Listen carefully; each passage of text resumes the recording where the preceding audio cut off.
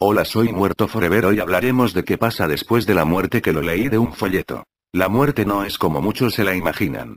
Todos nosotros, en la hora de la muerte, tendremos que ver y vivir mucho para lo que no estamos preparados. La meta de este folleto es de ampliar y hacer más exacto nuestro entendimiento de la inevitable separación con nuestro cuerpo. Para muchos, la muerte es algo parecido a un sueño sin sueños. Uno cierra los ojos, se duerme y no hay nada más. La oscuridad. Solo que el sueño se termina a la mañana, en cambio la muerte es para siempre. A muchos les espanta lo desconocido. ¿Qué pasará conmigo? Así tratamos de no pensar en la muerte. Pero en el fondo sentimos una vaga ansiedad y una confusa inquietud ante lo inevitable. Cada uno de nosotros tendrá que pasar esta frontera. Sería útil pensar y prepararse. ¿Pueden preguntar en qué pensar y a qué prepararse? No depende de nosotros. Llegará el tiempo. Moriremos y eso es todo.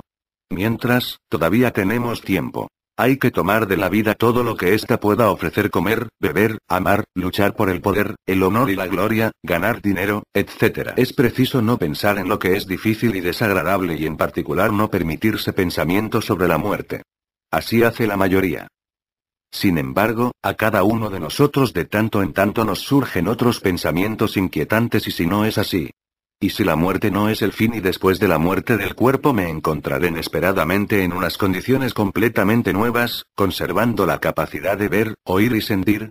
Y lo más importante, ¿y si nuestro futuro detrás de este umbral, en alguna medida, depende de cómo hemos vivido nuestra vida, de cómo éramos antes de cruzar la frontera de la muerte?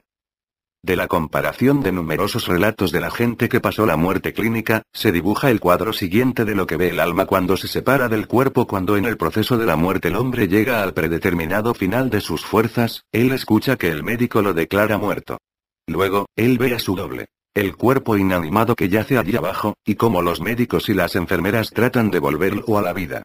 Estas imágenes producen en el hombre un fuerte golpe, ya que por primera vez en su vida él se ve desde afuera.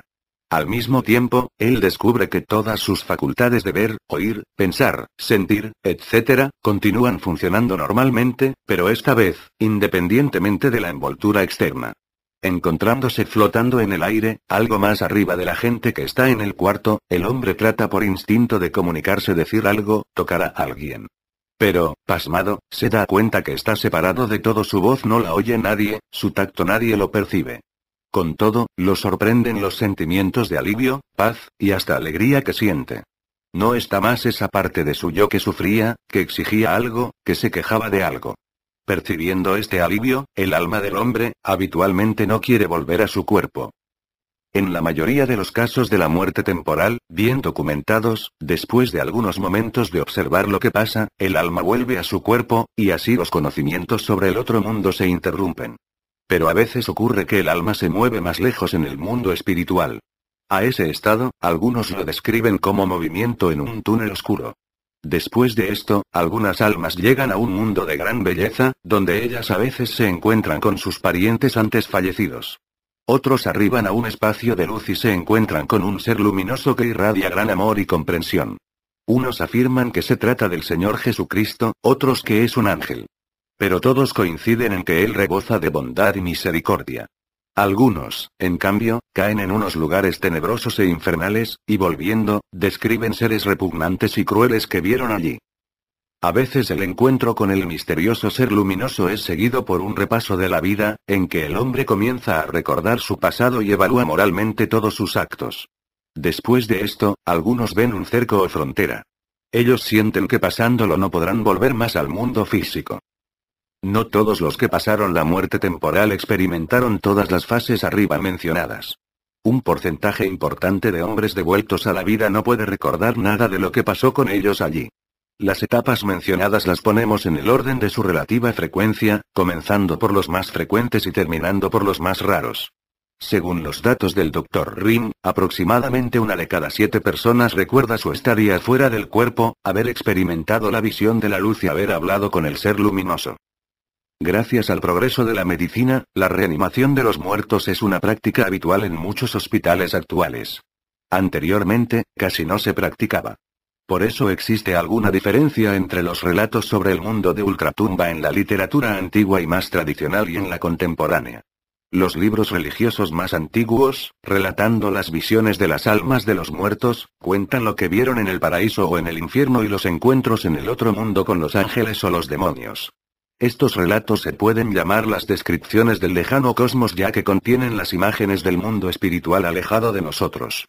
Los relatos contemporáneos registrados por los médicos reanimadores, al contrario, describen las imágenes del cercano cosmos. Las primeras impresiones del alma apenas salida del cuerpo.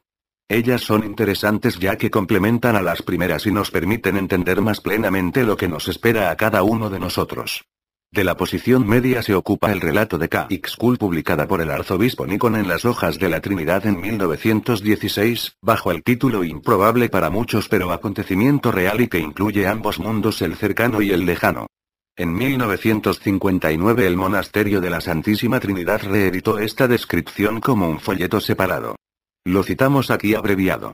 Este relato cubre los elementos de la literatura más antigua y contemporánea sobre el mundo de ultratumba. K-Ixkul era un típico joven intelectual de la Rusia prerevolucionaria. Fue bautizado en su infancia y creció en un medio ortodoxo. Pero como era costumbre entonces entre los intelectuales, consideraba a la religión con indiferencia. A veces concurría a la iglesia, remarcaba las fiestas de Navidad y Pascua y hasta comulgaba una vez al año, pero muchas cosas en la religión ortodoxa las consideraba como anticuadas supersticiones, entre ellas sus enseñanzas sobre la vida después de la muerte. Él estaba seguro de que con la muerte la vida humana terminaba. Una vez enfermó de neumonía. Estuvo mucho tiempo enfermo, empeoró y fue internado en un hospital. No creía que se acercaba la muerte, esperaba sanar y seguir con sus ocupaciones habituales. Una mañana, de repente se sintió completamente bien, la tos cesó y la fiebre bajó hasta lo normal. Pensó que por fin mejoraba. Pero para su asombro, los médicos se inquietaron, hasta trajeron oxígeno. Después, sintió escalofríos y total indiferencia hacia todo lo que le rodeaba. Él relata. Toda mi atención se centró en mí mismo y como en un desdoblamiento. Apareció un hombre interno principal que sentía una total indiferencia hacia el externo del cuerpo y hacia todo que pasaba con él. Era sorprendente ver y oír todo y al mismo tiempo sentirse ajeno a todo. El médico me pregunta, yo escucho, entiendo, pero no contesto. No tengo por qué hablar con él. De repente me sentí arrastrado con terrible fuerza hacia abajo, hacia la tierra. Me agité. Agonía, dijo el médico. Yo entendía todo, no me asusté. Recordé que leí que la muerte es dolorosa, pero no sentía dolor. Pero sentía pesadez. Me sentía atraído hacia abajo, sentía que algo debe separarse. Hice un esfuerzo para liberarme y de repente me sentí liviano y en paz. Lo que sigue lo recuerdo muy claramente. Estoy parado en el medio del cuarto. A mi derecha, en semicírculo, estaban parados los médicos y las enfermeras rodeando la cama. Me extrañé qué hacen allí si yo estoy aquí. Me acerqué para ver. Sobre la cama estaba acostado yo. Viendo a mi doble, no me asusté. Solo me extrañé, ¿cómo es posible? Quise tocarme, mi mano pasó a través como en el vacío y tampoco pude tocar a los otros. No sentía el piso. Llamé al médico pero él no reaccionó. Entendí que estaba completamente solo y sentí pánico. Miré a mi cuerpo y pensé ¿habré muerto? Pero esto era difícil de imaginar. Yo estaba más vivo que antes, sentía y comprendía todo. Después de un tiempo los médicos se fueron del cuarto. 2 paramédicos hablaban de las peripecias de mi enfermedad y muerte, la enfermera se dirigió al ícono, se persignó, y en voz alta pronunció para mí el habitual deseo que tenga el reino de los cielos y la paz eterna. Apenas dijo ella estas palabras, a mi lado aparecieron 2 ángeles. En uno reconocí a mi ángel de la guarda, al otro no lo conocía.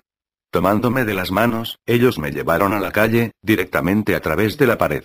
Anochecía, nevaba de una manera muy calma. Yo lo veía pero no percibía el frío ni el cambio de temperatura. Comenzamos a subir rápidamente. Más adelante continuaremos nuestro relato de K-Ixkul.